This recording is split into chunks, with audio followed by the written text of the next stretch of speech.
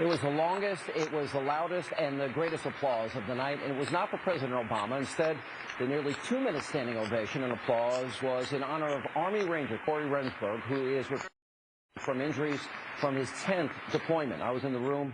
I got to tell you, by far the most heartwarming part of the night, and I was honored to be there and applaud such a great American hero. And we bring in our Capitol Hill focus group of lawmakers. Welcome, all of you. Thank you for being here. Agree? Best moment of the night? Everyone agrees? All right. Now, we got to laugh at one moment of the night, and that was when the president said he's in the process of fixing America's broken health care system, which I want to start with. Let's roll that tape. Few things exposed hardworking families to economic hardship more than a broken health care system. And in case you haven't heard, we're in the process of fixing that. Congressman Louie Gohmert, by the way, I am here. I was your special guest last night. Thank you for having me, and it was an honor to come. It got a laugh. Can America's health care system work under Obamacare? No, of course it can't. And by the way, as I told you, when you're about to enjoy something as pleasurable as a State of the Union address by this president, you want to share that with friends like you. Yeah. So I was glad you were there. But that was the joke of the night, and most of America got it. Yeah. It's not fixing health care, it's destroying it. Does anyone think health care can be stopped? Show of hand. Because we've had this battle, the president kind of mockingly, you do think it can be stopped. How? It's going to be stopped when the American people rise up, but also as Democrats understand that they can't get reelected if they're going to continue to defend Obamacare. That'll be the signal that we can undo Obamacare. And it's the money. Yeah. As people realize how much it's costing, they're losing. And it really does all go back to the pocketbook. And you're actually getting less people insured than before. The whole premise falls apart, and then you start paying for it. The American people aren't stupid. They'll get it. Congressman Chaffetz, we made specific promises. If you like your care, keep your plan. If you like your doctor, keep your doctors. You got to $500 per family per year, none of which is happening. But yet, it's still the law of the land. And the president mocked a lot of you in this room tonight by saying, we can't be voting 40-some-odd times to repeal. What's the best path towards repeal? Look, the fundamental problem with this president is what he says and what he does are two different things. I've sat through 6 State of the Unions from this president. Best news is there's only 2 more left. But look, we have got to hold the line. We've got to keep reminding people time after time after time what the president said, what he's doing.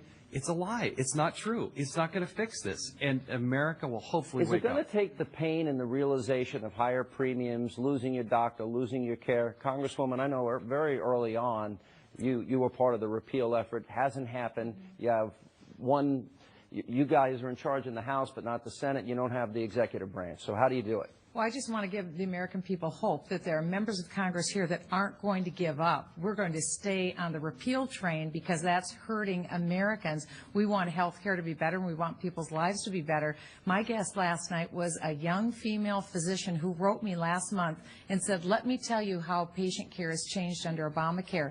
I used to spend 90% of my time in patient care. Today it's 50% of my time, and 50% of my time I'm filling out paperwork. So that's hurting patients, and it's hurting jobs in America.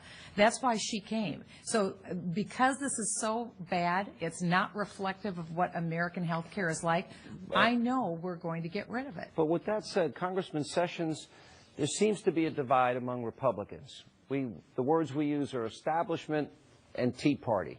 And it seems like there's a push on each side, and the Tea Party wants to push hard, and they want to fight on every issue.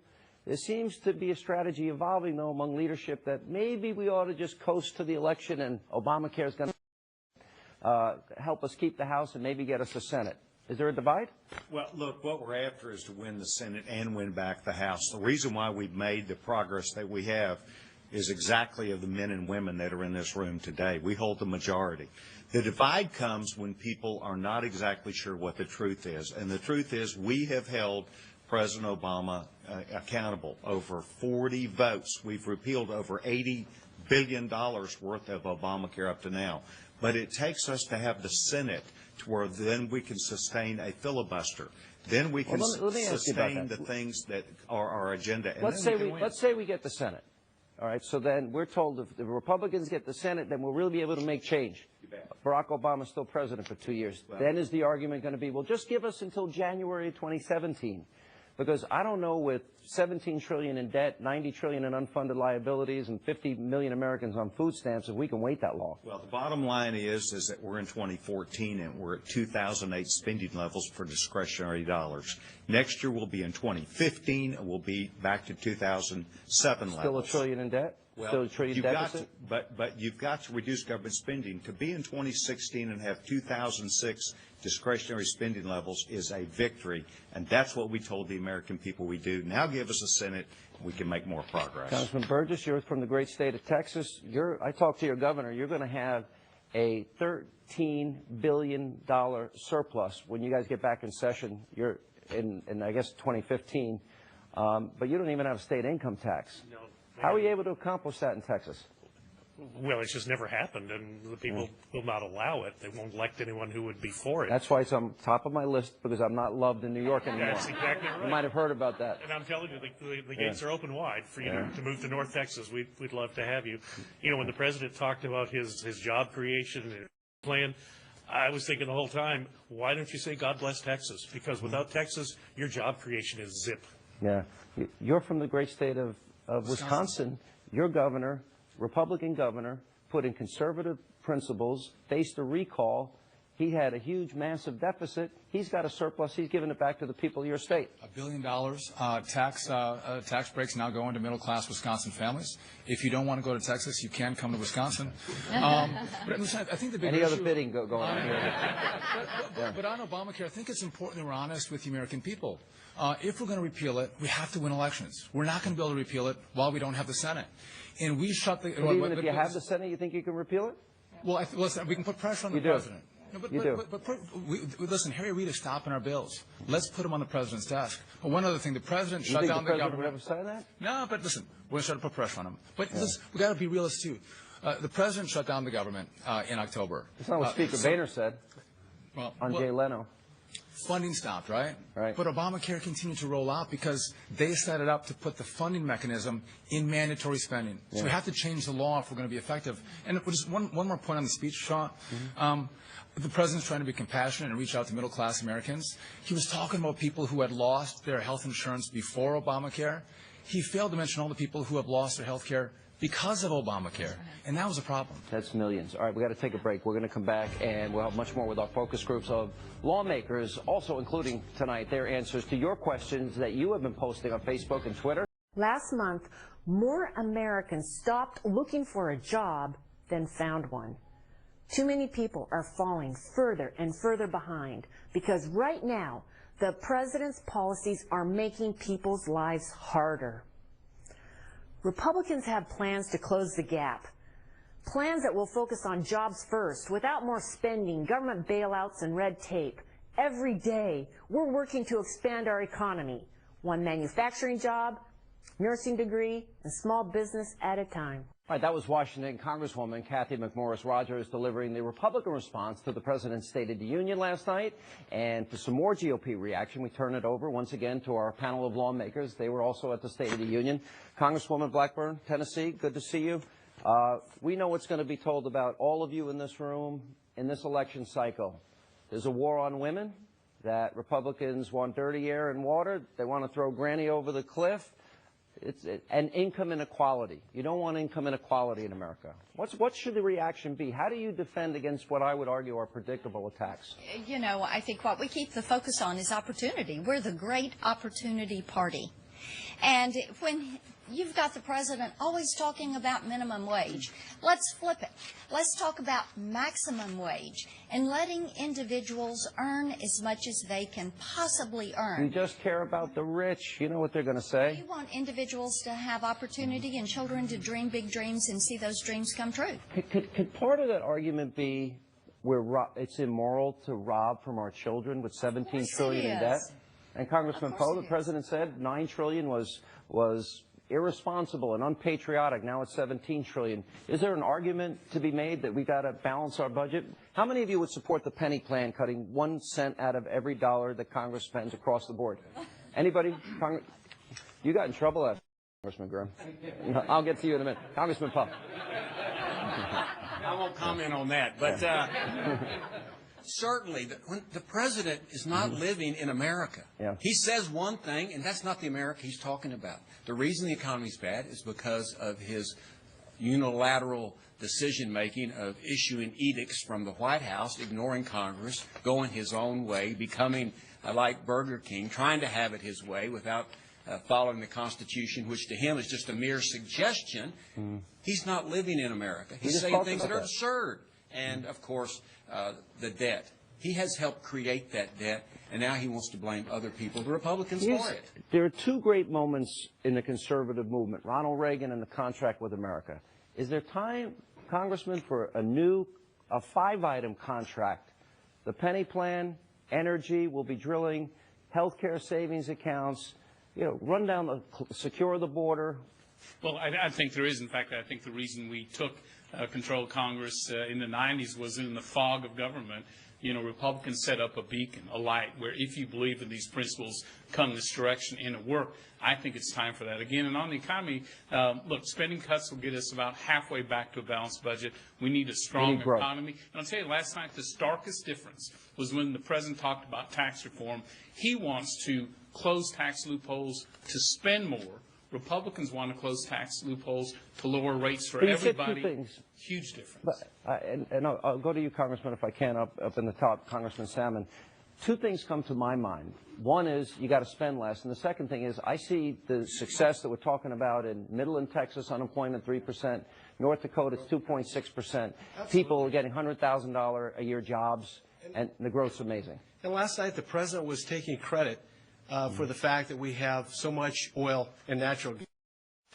I got a news flash. It happened in spite of him, not because of him. That drilling isn't happening on public lands. It's all happening on private lands. And it's not happening because he's letting it happen. It's happening because we have entrepreneurs that are making it happen. And they're paying $5,000 signing bonuses at Leases McDonald's. are down 50% under the president, right? I'm sorry? Leases down 50%? Absolutely. Right? Absolutely. And the offshore drilling has all but gone away. If we really want to jumpstart this economy again, let's unleash this engine and start going after our oil and gas, and I'll tell you, it'll rise our economy like nothing How as a party can you all unite and maybe get behind five items? Is that a good idea? Absolutely. Maybe? Agree? Hands, show of hands? But I don't see that. Why, Congressman Grimm, why are we not seeing a united party saying, elect us, we're going to do A, B, C, D, E, and F? I think part of it is just a little frustration. If you're not on Fox News, let's be honest, you don't even hear what Republicans are saying. It's all being demonized and demagogued. And here's the other issue. You're up against Santa Claus. Let's be honest. What did the president say last night? He told everyone what they wanted to hear. Is it based in reality? Not even close. But that's what we're up against. We're up against reality, and the truth is the president obviously doesn't know what reality is because he's completely off base. And you weren't going to throw that guy off the balcony, were you? Absolutely not. I'm just checking. All right. You're a New Yorker, right? I like you. Glad to hear that. All right. Coming up next, we're going to take you behind the scenes of my State of the Union experience. We have exclusive photos from my entire day in D.C. and details you don't want to miss, including my dinner with the stars of Duck Dynasty, which was a lot of fun. But first, our panel of lawmakers, they're going to answer some of your questions that you've been sending us and posting on Facebook and Twitter all day. That's all straight ahead as Hannity from D.C. continues.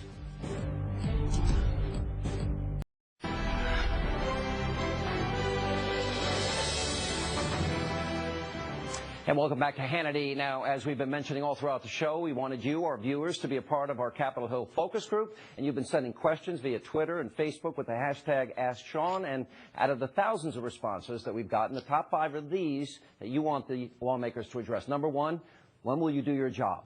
They'll answer that. Number 2, keep focusing on Benghazi. Number 3, why is the government such a mess? 4, is it time for term limits? And finally, how will we end the lying in Washington as we bring back our studio audience? And I guess Congressman Kelly is next. Congressman, first of all, who would support term limits? Not everybody. All right, next. A lot of people, you look at the dissatisfaction rate with Congress, people say they blame both parties, obviously the lies on Obamacare. What can people do in your position to bring back confidence in government? Well, I think they can follow the same example the president says. I've got a phone, I've got a pen. I think people need to get on their phone. They need to start writing letters. But what they also have to do, I want the president to use that phone to call Harry Reid and say, hey, Harry, We got some 40 jobs bills sitting on your desk. Let's move them, debate them, amend them, get them back to me, and I can guarantee you he would get writer's cramp in his left arm signing all that legislation and putting it into law. But the number one thing we have to do, Sean, now the president's going to be in Pittsburgh today. He'll be in the Steel City talking with people at U.S. Steel, men and women at U.S. Steel. He's going to be talking and walking with the same people that I walk with and talk with every day when I come out of Mass or come out of Kmart. He has to listen to what the people have to say. The people don't have to listen. This is a government that's supposed to serve the people. Those bitter people that cling to their guns, Bibles, and religion. Thank God we do. Yeah, thank God. Congressman. We'd love to have you in Florida, just a pitch for the Sunshine State.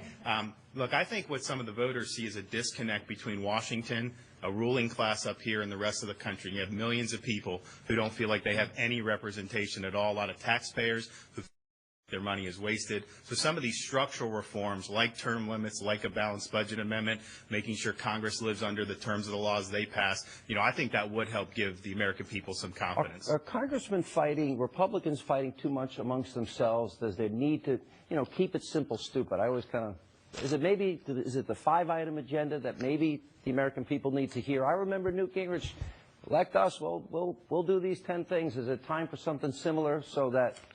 As a dentist, I love the KISS theory, keep it simple, stupid. But it also means you also have to have strategy. And America doesn't believe that Washington, D.C. is held to the same standard as they are. And that's why we have to have a strategy to put the president on his heels, make sure that there's justice in this country, and getting rid of the attorney general is the #1 issue to do just that. There is a lot of lawlessness. We talked about it. Congressman, what do you think? Well, I think many of us are doing our jobs. We're fighting to protect the Constitution and create jobs. And the big sea change that happened last night was, Jason mentioned, many of us have sat through 6 State of the Unions. But it's not what we heard last night. The big thing last night was the disconnect the American people felt between what this president said and the fact that only 1/3 of Americans last night felt they were better off last night than they were when the president was elected. Yeah. We've had 2 polls come out this week, NBC, Wall Street Journal, ABC, Washington Post. Congressman, how do we bring confidence back in Washington? I would think a lot of it is rooted in creating jobs and getting a balanced budget, no? Well, I think that's right. And we need job creation strategies and policies. But it's very hard to legislate in divided government with a president who won't work with us, a Senate that won't work with us on time-tested methods of getting good policies in place to create jobs, energy, trade policy, opening new markets, things like that, rolling back the regulatory state. But the one thing we can do in divided government is oversight. Cast sunshine on these really awful policies. Really dig. Work hard. Jason's doing that. We've been doing Ways and Means with the IRS. Devin has been working on Benghazi. Those are the kind of things we need to do. I want to make sure I get everybody. Congresswoman, what if the president follows through on his threat on executive orders? Well, we need to make sure that doesn't happen. He needs to, instead of going around Congress, he needs to work with Congress. And I think it's really important. And most Americans know what we are against. We are against the president's policies for this nation. But I think it's important for all of us in this room to articulate what we're for. And I think laying out the differences, the better alternatives we have for energy, for taxes. Congressman, we got to get you 2 guys in. Sean, let me say what wasn't said last night. So the ranger that served 10 tours fighting al-Qaeda got the longest ovation. Not one mention of al-Qaeda. And al-Qaeda is stronger today than they ever have been. Interesting. Last word, Congressman. Well, my biggest takeaway from last night was that when it comes to health care, the president, he admitted, there was an admission that his plan wasn't working. Because you can't fix something that's already working. That's why you all laughed? That was an admission.